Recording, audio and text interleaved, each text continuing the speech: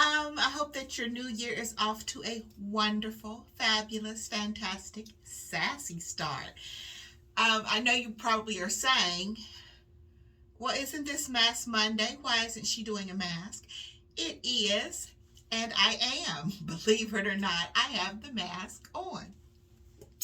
It is one that Tasia gave me in my box full of goodies. It's Freeman's Clearing Pomegranate Peel Off Face Mask. And it's clear. See? I don't know if you guys can see, but it is on there. Anyway, I brought my fan that Kim gave me from Kimmy's Boxes. Haven't used it in a long time, Kim, because I haven't done a peel. It's a peel off, guys, and you know how I feel about those. I'm hoping that I have skin after try to peel it off. But anyway, let's see what it does. Hold on. I got these little readers that I keep in here now. That's it. You're to apply a thin layer to clean, dry face, avoiding your eye areas, eyebrows, and hairline, and lips. Leave on 10 to 15 minutes or until it dries. Gently peel off the mask from outer edges. Rinse with warm water. Use twice a week. Doesn't say what it does, but it says it's a clearing pomegranate. Don't know. It feels good. You know, it has a much thicker feel than most peel off masks, so I'm hoping that it peels off easily. Jean Louise has issues with masks peeling off too. So Jean, I'm hoping that this isn't like going to be like in your situation. Ouch, ouch. So anyway, what did you guys do for New Year's? I stayed home, of course. What else would I have been doing? I got a call like 12:07 from Tasia. I'm like, what are you doing up? She kind of set me up because New Year's Eve, she called me and asked if I thought what she had on could be worn out. And I said, well, let me see. You know, we were facing. I said, let me see, scoot back. And to me, it just looked like you know, like a lounge set. It was like tie-dye. And actually, I think I might have purchased that for her. But anyway, it was tie-dye. It was like like sweats. It was like a little sweatshirt and joggers. And I said, yeah. So she, see, Mom, I told you. I'm like, now, if your mother already said no, that you weren't going to wear something, don't call and get me in the middle of that. I'm pretty sure she probably wore it. I didn't even ask her. But after she was going with some friends to some kind of sky something, star something. Seemed like it was those jumpy things, so I don't know. And then they were spending the night. I guess it was like a sleepover. I don't know. So I guess she had fun. You know, when I went out this morning, we have some gangster squirrels in our neighborhood. Yeah, gangster. These, you know how usually when a squirrel sees you coming, they go scurrying away? These don't. They like stand there looking like, we were here on the sidewalk first. You go around. I'm like, you know, because you just keep coming towards them and they don't budge. I was like, I don't know. Let me just go on over across the street and then come back on the sidewalk over here. They don't move and they just look at you like, you know, do something. I call them our little gangster squirrels. And it's a bunch of them. I have not seen so many squirrels before. Wow. Maybe they didn't pack away for the winter time. Maybe they didn't prepare enough because they're like digging in leaves and stuff, trying to find food, I guess. So anyway, you know, I noticed in stores already, they can't even wait for like one holiday to end. There's Valentine's Day stuff everywhere. I'm like, wow, come on, guys. I mean, everywhere. So I guess maybe I will have to put some of those decorations up soon. You know, I took my decorations, and you know how I have the tradition. It has to be down before the new year comes in. So I was going to do that anyway, but I was trying my best to hurry up because I was getting an injection on Thursday, the 30th. And so, I hear myself with that thing again. So Wednesday, I was like the squirrels. I was scurrying, trying to get everything down, get the tree down, get everything off of it, get everything packed up. I had to run to Home Depot and get a few more containers. That's crazy. I need to just stop. But you know, I wasn't thinking that I had purchased new stuff. You remember all the red and the cardinals and the pillows and I got pillows, throws, candle holders, all of that new stuff had to find a new home. So I bought a few more bins and packed that stuff up. So now that's out in the garage. I'm like, it has to stop because I'll need to do a garage purge next. So anyway, I took down all the decorations like in that one day and packed everything up, labeled everything. Yeah, you know I labeled them. So I was so disappointed I didn't get my injection, guys. Yeah. So, but it's all good. You know, I've already determined that I'm just not going to let things affect me because, I mean, you can't do anything about it anyway. But what happened was when I got there, my appointment was for 9:15. So I get there like 9 o'clock. And so the lady, you know, she took my temperature and everything. And so she said, oh, well, Miss Roy, we can't find, it says it's not letting me check you in. And I said, I don't know why. So she's, you know, asked me to sit down. She said, and then just when one of the ladies, they have about 4 stations, and then like, you know, each patient will come up and they'll check you in that way. So she said, when number 4 opens up, then just go to her and she'll do it manually. So I did. She couldn't find me anywhere either. So she said, oh, you're not supposed to be here. You're supposed to be at, you know, this other location that was like 30 miles away. And I said, well, I wasn't told to be there. I said, I didn't even know you had a location there. And she said, yeah. She said, that's where you're supposed to have your procedure today. I said, well, I'm not going to be making it because it's like 9:10 now and the appointment's for 9:15. I said, and I'm sorry that that's going to throw his schedule off. I said, because I'm not going to be there. So I said, nobody told me that that's where I was going to have this, you know, injection done. I said, so when I made the appointment, I would think that when you all called to confirm, somebody should have said something. Because when they called, they asked me several questions. And actually, I had to put it off for the end of the month because you can't have had any kind of, you know, injections or procedures or anything prior to that. So I had to wait 2 weeks. So anyway, she, you know, has me to sit back down, which I did. So she calls them, then they talk for a long time, then she was in the computer for a long time. So then she tells me that he can see me at their Northside location if I could be there at 12 noon. I said, okay, I could do it. So I, you know, ran back home and, you know, was here for just a few minutes, and then I went out. And now, first of all, you know, it's out headed towards the airport. Remember, I took you all out there with me that day that I had to run to Ashley Stewart, and it's always construction. It's still construction. It's still trucks. It's still all the things that I don't like to be entangled with. So I go out there.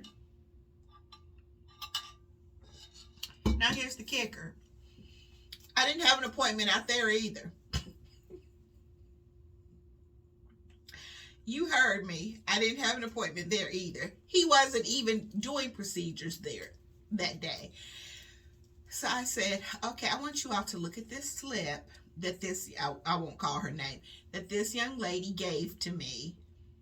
And you see it has this address, right? Yes, ma'am. She said, I don't know why she would do that. She's not like somebody new. She does this all the time. I said, well, I came out here because this is where she told me to come. So they said, can you give us a minute? And I said, sure. So I went down the hall to go to the bathroom. And then by the time I came back, they had called and talked to her.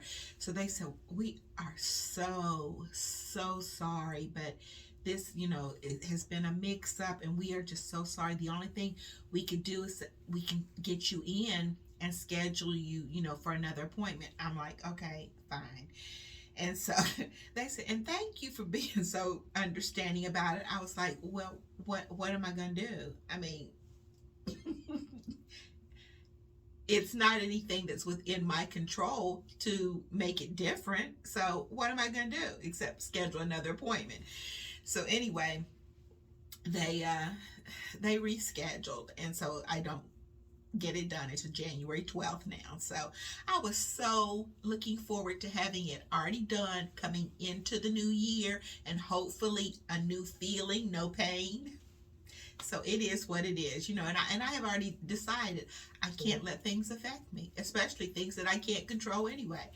But what was so sweet, and I actually felt kind of sorry for the young lady called me up, by the time I left the hospital and went and I have to tell you about the hospital. That rang a bell. But anyway, so I get to my car and I get this phone call and it was the young lady. And she said, Miss Roy. And she sounds so pitiful. I said, yes. And she said, this is so-and-so. She said, I am so sorry. I made that mistake. And I said, listen, don't worry about it. We're all human. We make mistakes. I said, it's okay. And I said, I'm retired. So, it didn't really mess up my day. And so she said, okay, I'm sorry. I don't know what I was thinking. I said, don't worry. I said, Happy New Year. And she said, okay, thank you. So, and I appreciated her feeling as though she needed to call me personally and apologize. And, we're human. She made a mistake.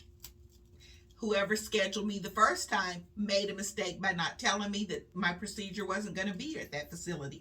But the one for the 12th is, we got that crystal clear. It's going to be at the main location at 9 o'clock. They were like, you said that they were saying that they pulled up his schedule for his next available, what is it?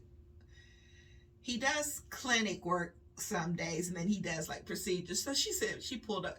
I said, that is a procedure day, right? She said, it is. She said, it's the 12th and that's the first next available. And she said, and you pick whatever time you want to come. He starts at 7:45. I said, how about 9? She said, 9 o'clock, you got it. So they scheduled and then she highlighted everything for me. I said, I appreciate it.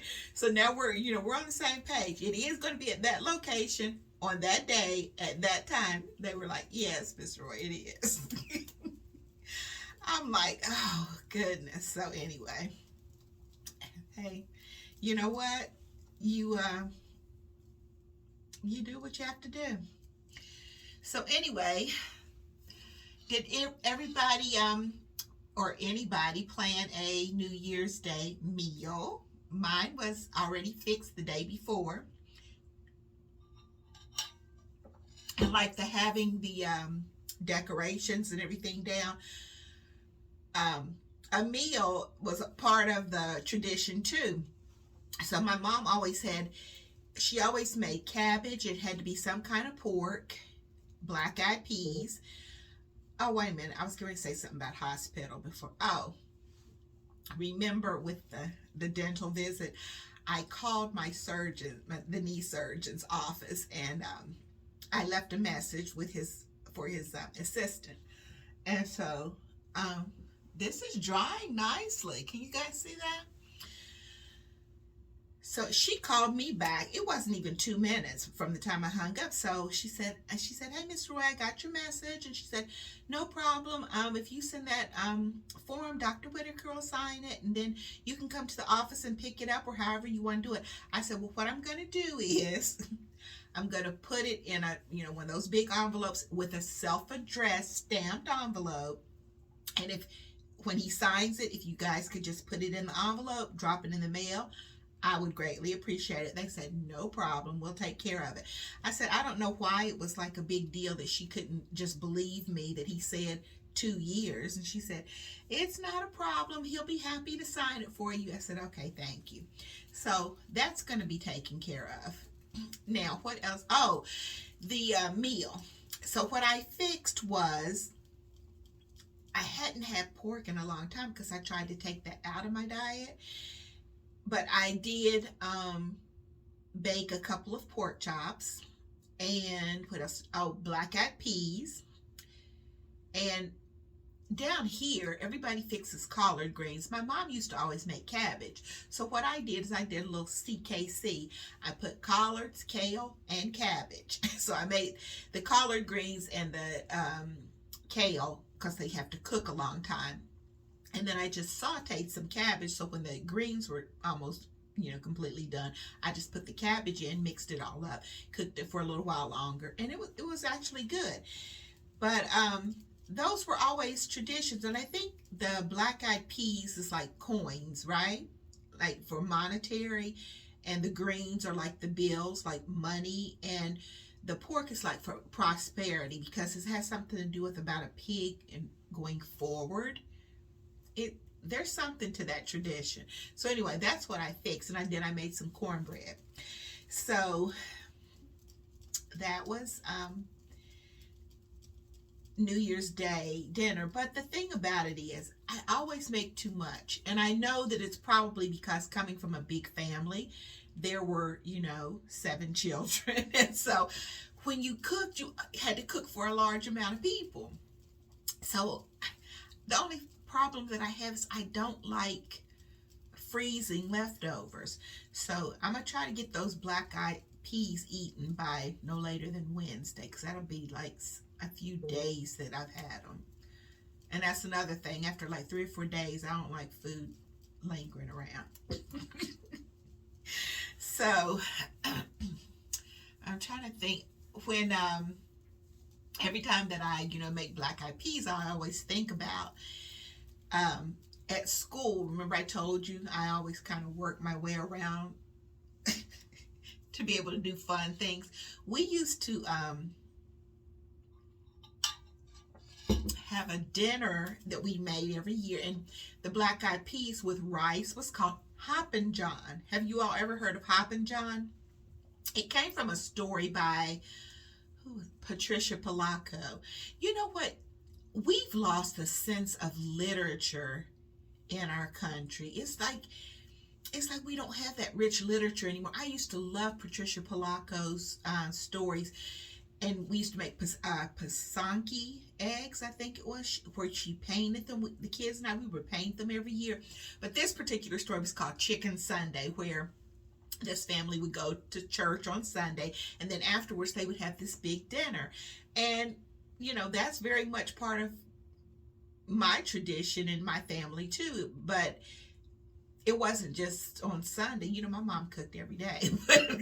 but they would have like fried chicken, Hoppin' John, greens. I'm trying to think everything that they had. But everything that they had in that story, the kids and I had in our classroom. We at the end of the week on Friday, when I would give them a test and everything on the story, we would have Chicken Sunday. And it was well known and everything because of people from the office and then some of the assistants and stuff. Miss Roy, are y'all having that Chicken Sunday anytime soon? And I was like, it isn't until, I think it was like in the spring, that story would come up. But it was so funny. And we had so much fun. The parents got all into it. Now, they didn't always cook the fried chicken, but they would go around to Publix and buy fried chicken for me. And then, I would usually make the black-eyed peas. Somebody would bring rice. Somebody would make collard greens. And we had a feast. And the kids and I would get dressed up. We loved it. It was fun. And it kind of brings back to mind when I was in TJ Maxx, I think it was several weeks ago. It was in December, but a few weeks ago. So I had gone in, and we were standing in line, and this one lady was like, you know what? This is just crazy for me to have to stand in this line for this one thing. But I had to get this, she called it something else, but it was what we called panettone. And I remembered it so vividly. She was telling me because she was from Germany, and that was part of her tradition for Christmas. And I was like, Germany? Because I didn't think that of panettone as a German cake. We had a story that was called Tony's Bread by Tommy DePaulo. I love Tommy DePaulo. Oh, I used to love all these stories because, you know, I made a thing out of it. I would go and I would have to go to the grocery store and find panettone, and we would slice it up, we would have it. And I remember I thought it was from Italy because these little nuns are in the story. And I remember a saying, because I used to say it all the time. Have the boys, I would say it to the girls. They were like, no, that's gross. It was che bella donna, what a beautiful lady. And I remember all of the, it was Italy. That story took place in Italy. I'm sure of it. So anyway, maybe it's a European kind of thing. If you guys are from Europe, you know, share, let me know. Panettone is like a European kind of cake, sweet bread, whatever. But his story was called Tony's Bread. But I love Tommy DePaulo, and I was so sad last year. He passed away. I think he was like 85. He lived in New Hampshire on this huge farm that he had renovated, and I think in the news they said he was trying to fix something or whatever, and he fell, and I guess after he had the surgery, he didn't really heal well. And then with COVID and stuff, he ended up passing away and dying by himself because like family and stuff couldn't come into the hospital. That broke my heart. I love Tommy DePaulo. Loved him. And we had another story from his, well, he did the Stregonona. That was so funny. And then in March, we always did, what was that story? Jamie O'Rourke and the Big Potato.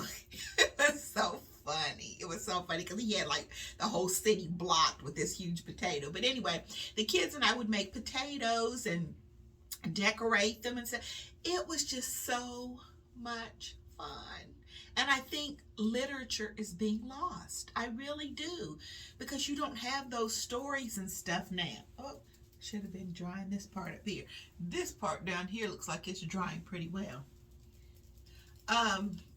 And I'm trying to think. Another one was Beverly Cleary. I loved Ramona and Beezus, Ribsy, Henry Huggins. It was so much good literature. And you know, some stories that were similar to like those of us that are more mature remember the Dick and Jane books. There was a series called Frog and Toad by, what was his name? He was a Caldecott winner. I think it was Arnold Lobel or Lobel. I'm not sure.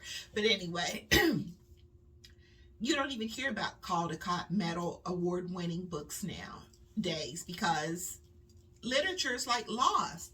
And I think that, you know, kids have to read. They have to read and experience different cultures.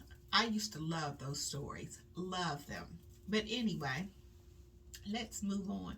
You know, when I was thinking of panettone, it kind of rang a bell, Pantone, because it's getting to be that time now. We have to talk. Oh, you know what? This is kind of like almost going to play into it. I probably am not going to be doing kind of like trends and things because none of those trends are going to be a part of my wardrobe.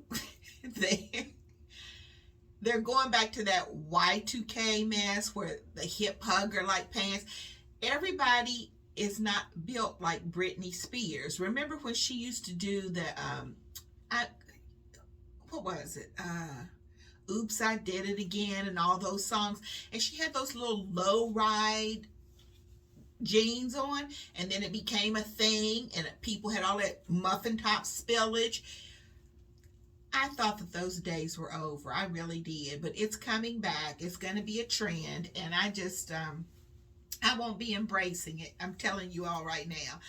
And the color, though, I will tell you. So, in case you want to purchase you something, I won't be indulging in that either because it's not one of my colors. It's called Very Perry. It's periwinkle, like a periwinkle blue color. This is not periwinkle, but that is purple. But I love periwinkle. I just don't have clothes in that color because it's not a complementary color for my skin tone. So I really just don't gravitate towards it. The closest that I'll probably come is, you know, that scarf that I bought at Marshall's that has blue in it. If you are close up on it, it's kind of like a royal blue, but if you look where the white part kind of blends with it, it's almost like a periwinkle there. So I'll be wearing that. And I do have a sweater that has kind of like that periwinkle shade to it. I may wear that, but beyond that, I'm not investing anything in periwinkle because it's not like one of the colors that I really like to wear. I'm trying to think, what else do we need to talk about? Oh, you know what? I'm not the only person that was taught by old school or whatever. I did get a thank you from the mailman. I thought I brought the card in here, but I didn't. I'll pop it up on the screen. He thanked me for, you know, the goodies that I left out there. So I have like a little teeny tiny haul, and then we'll be done. This should be dry by then. It's just a little bit moist. Here feels like it's drying. It's just still a little bit moist on the outer parts. But, and no, it's not that kind of haul. Even though I do have a tiny one coming, I might as well just go ahead and tell you all. For New Year's Day and the 2nd, yesterday, Nordstrom Rack had sent me an email. They had an additional 25% off. So I did get 3 things, but they're 3 things that I can put back in my wardrobe. Because remember, I told you I got rid of so many things. So something that I have always been wanting to add back to my wardrobe is a striped jacket. I had one years ago and I gave it away. That's why I should really think about things before I go purging. But I love that jacket. Now mine that I had that I gave away was black and white stripes, but this one is black and ivory, which is probably even better. So these are things for the spring. I'm not doing any more winter stuff because you don't get to wear it. But it's a black and cream striped jacket and a pair of good American jeans that you will not even begin to guess the price that I got them for. And I got me one of those cloud they're cloud bags, but some people call them dumpling bags. You know, they're squishy clutches. They had a beautiful, and it's leather. It was on like a 60. Well, see, what happened was they had it on sale, and then by the time you took the 25% off, it was a great deal. So those are the 3 things that I have coming from Nordstrom, and they said it should be here like about the 17th. So we got some time. But when I went out for that procedure, there was Marshall's and Ross out there, so I just picked up a couple of little things, not clothing things. So anytime that I see Starbucks coffee, I get me some. And you know what I've noticed? My favorite used to always be Italian roast. I can never find Italian. It's not even sold in the stores. I can't find Italian roast anymore anywhere. So I just started, I have to have the dark roast. I'm a coffee holic and I have to have the dark roast. So this one is Sumatra. In case anybody else likes a strong, bold coffee, these are good. This is Sumatra and this one is Cafe Verona. I like both of those. So, those were from Ross, and they're $5.99 each. Wasn't Senior Day. And then,